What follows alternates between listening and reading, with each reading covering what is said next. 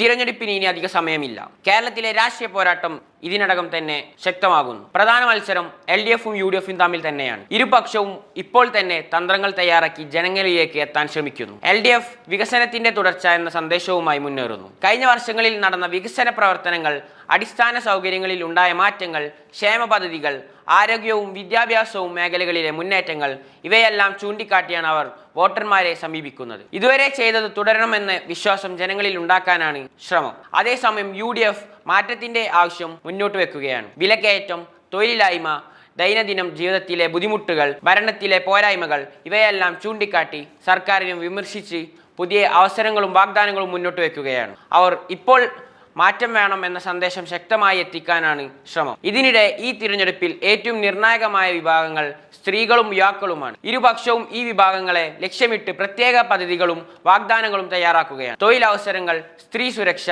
വിദ്യാഭ്യാസം, സ്റ്റാർട്ടപ്പ് പിന്തുണ ഇവയെല്ലാം പ്രധാന വിഷയങ്ങളായി മാറുന്നു. ഗ്രൗണ്ടിലും വീടുതോറും പ്രചരണം ശക്തമാകുമ്പോൾ സോഷ്യൽ മീഡിയയിലും വലിയ ക്യാമ്പയിനുകൾ നടക്കുന്നു.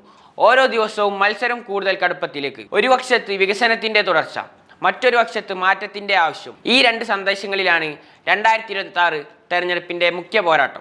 അവസാനം കേരള ജനങ്ങൾ എന്താണ് തെരഞ്ഞെടുക്കുന്നത്? തുടരണമോ ഇപ്പോഴത്തെ വഴിയിൽ, അല്ലെങ്കിൽ പുതിയ മാറ്റത്തിലേക്കോ? അതിന്റെ ഉത്തരമാണ് 2026 തിരഞ്ഞെടുപ്പ്. നിങ്ങൾ തീരുമാനിക്കുക.